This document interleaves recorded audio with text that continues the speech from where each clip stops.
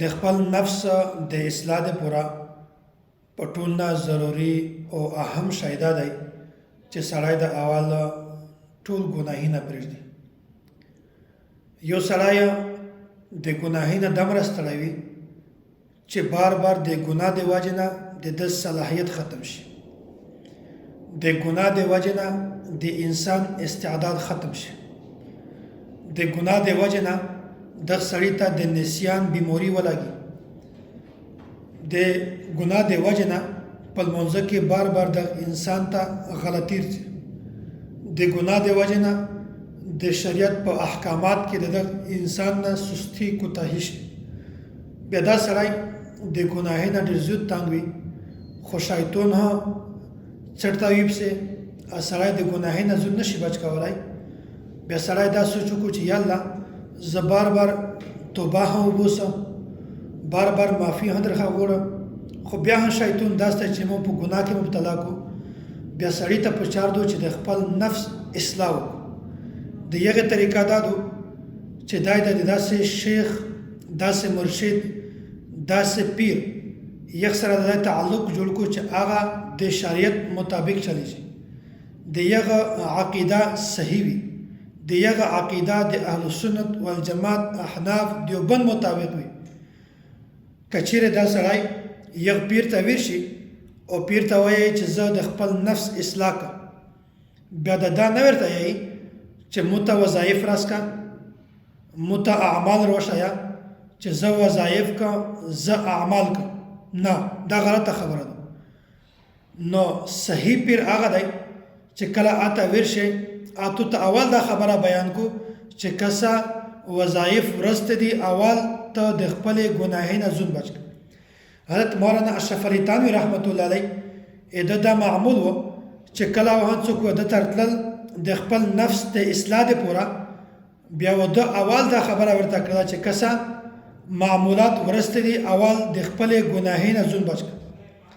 کتو غلا کړه د غلا نه ځون بچ کا، شراب د تشل د شراب نه ځون بچ کا، نعوذ بالله زنا د کړه د دغه نه ځون بچ کا، حرام اچار د کړه د دغه نه ځون بچ کا، بد نظری د کړه د دغه نه ځون بچ کا. بیا ورسته تو د نفس صحیح اصلاح شي او کچیره ته د داسې ګناه نه ځون نه کې باج بیا د تو د نفس اصلاح ډېره مشکله ده. نو په ټول نه اول شای د نفس په اصلاح کې دا دی چې سړی د خپل ګناه نه ځون بچ کو، که هغه صغیره ګناه وي که هغه کبیره ګناه وي. الله تعالی نه دا معافي وغواړي چې یا الله موږ کوم ګناه نه کړی دی په دا باندې موږ ته معافي وکړه، آینده زه کله هم ګناه نه کوم. بیا د سړی مایوسه کېږي نه، که د انسان نه ګناه وشي دا نه یی چې د مونږ خو ګناه وشوه نو د مو د توبې کومه فایده شوه. کسی د الله تعالی د قانون او د عدل او د میشتو سو په دنیا کې چې کوم قانون او عدل دی په دا کې د ځکه اسمون فرق دی. د میشتو ستا کچیرې غلطي وشي بیا سپریم کورټ های کورټ دا سړی وغواړي بیا په باندې سزا ولګوي، سزا ورته میلاو شي، خو د ده چې کوم ډاکومنټ دي د ده کاغذات دي کاغذات کله نه ختم کوي بلکې هغه محفوظ کو چې کله دا سړی دوباره داسې غلطي بیا وکړو دا سړی ته ډبل سزا ورکوي. نو هغه دستاویزات هغه کاغذونه ډاکومنټ نه ختم کوي، خو د الله تعالی عدالت داسې نه دی.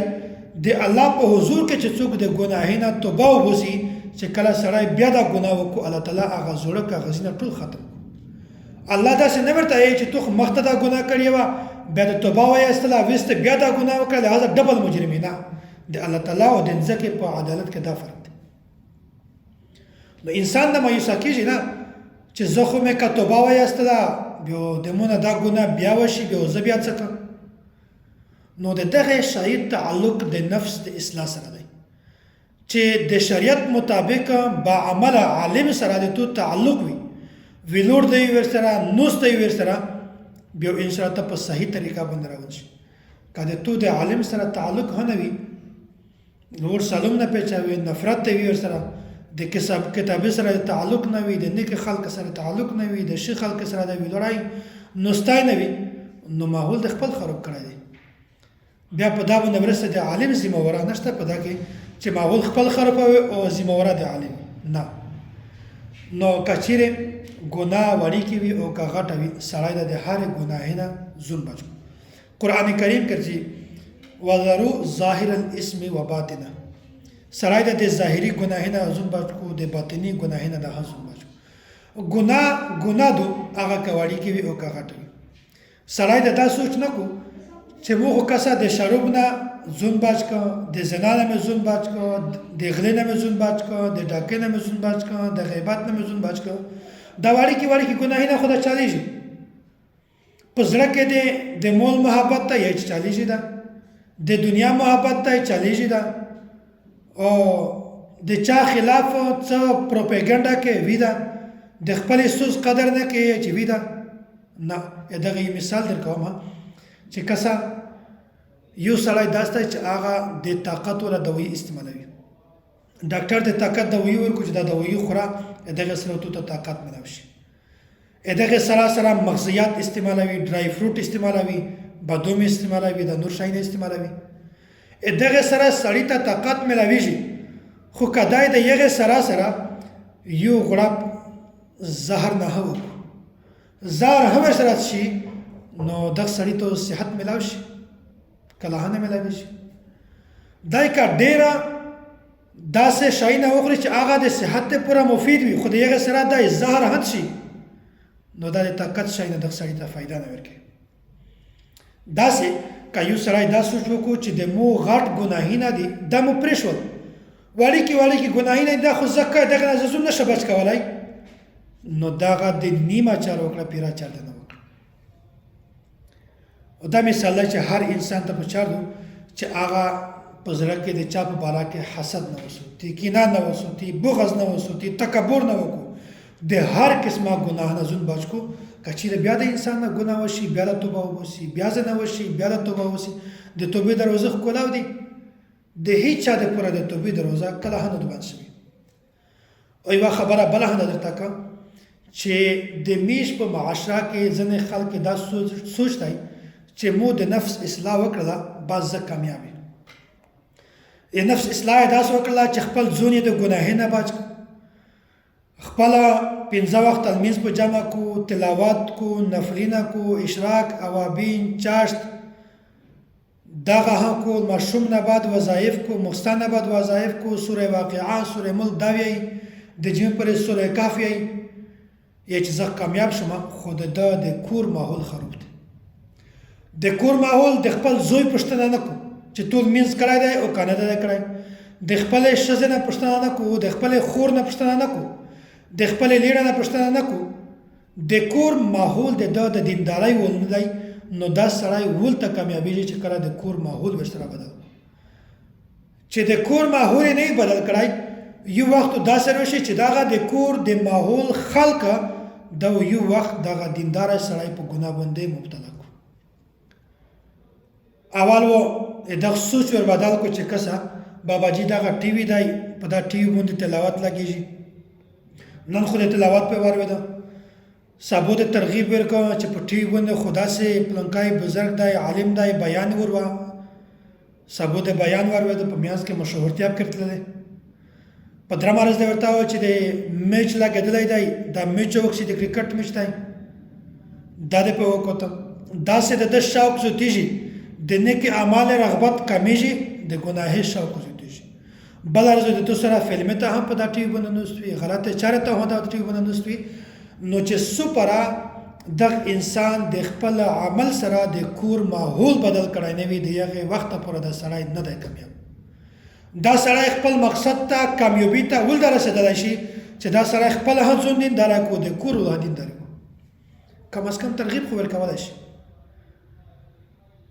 او بله خبره چې د کوره په ماحول کې د ښځې د کردار ډېر زیات اهمیت دی. که چیرې یوه ښځه وي، هغه د الله او د الله د رسول د احکامات لوندې ژوند تېروي، د الله سره عهد وکړو چې یا الله زه د شریعت مطابق ژوند تېروه، نو دا د ټول کور ماحول بدلولی شي. ښځه دو لمونځ کو، تلاوت کو، ذکر کو، روژې نیسي، معمولات خو د ده د کور رهن سهن د شریعت مطابق وي د ټول کور ماحول ورسره بدلی شي. او که چیرې ښځه داسې وي چې هغه په کور کې د شریعت د احکامات لحاظ نه ساتي، د پردې خیال نه ساتي، خپل ویښته د غاس وي پټوي نه، ټکرای نه سره وي، خلاف شریعت لباس وغندي، د محرم د غیر محرم سره ملاول ګپ شپ کښېناستل دغه تمیز نه وي، د حلال او د حرام تمیز نه وي، غیر شرعي لباس خپل ځون د پوره د خپل بچونو د پوره د خاوند د پوره دغه تمیز نه وي، نو دغه ښځه د کور ماحول خرابولو د پوره بنیاد دی. نن خو دو د اعمال خیال نه ساتي. سبا خاوند ته وایي چې ته داسې لباس وغنده، خاوند ته وایي چې د مو زامن ته داسې لباس وروړه، د مو لور ته دا شی وروړه، د مو لور ته دا شی وروړه، د مو لور ته دا شی وروړه. نو ښځه د کور په ماحول کې بنیاد دی، د کور بنیاد دی. که چیرې د ښځې اعمال د شریعت مطابق وي د ټول کور ماحول ورسره صحیح کېږي، او که چیرې د ښځې اعمال د شریعت خلاف وي د ټول کور ماحول ورسره خرابېږي. ښځه بنیاد دی. دغه مثال داسې دی چې موږ دا یو مثال بیانوي چې عقاید اعمال، عقیده او عمل. عقیده دا اصل دی، د عقیدې مثال دا د بنیاد دی، او عمل مثال دا پوسه د بلډینګ دی. که چیرې د سړي بنیاد دا ټیک وي په دا باندې پوسه بلډینګ جوړولی شي اسون دی درته، او که چیرې د بنیاد خراب وي په دا باندې پوسه بلډینګ نشي جوړولی. که څه وخت د پوره جوړ کړو هغه بنیاد چې کله وخېږي بلډینګ ورته ولوېږي. نو داسې مثال د ښځې دی. ښځه د کور په ماحول کې د دغه ډېر زیات اهمیت دی. که د کور ماحول د په خپله ټیک کوه نو د ټول کور ماحول صحیح شي، او که چیرې دا د کور ماحول خرابوه بیا د ټول کور ماحول ورسره خراب شي.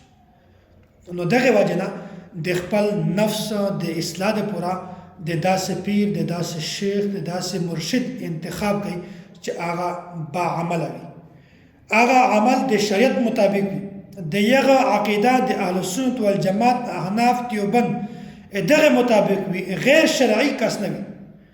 بیا د داسې عالم خبره منه، داسې عالم اطاعت کا، د داسې عالم چې تو تکیم خبره وکړو هغه منه، ګناه در خوښ شي بیا توبه وباسه، ګناه در خوښ شي بیا توبه وباسه.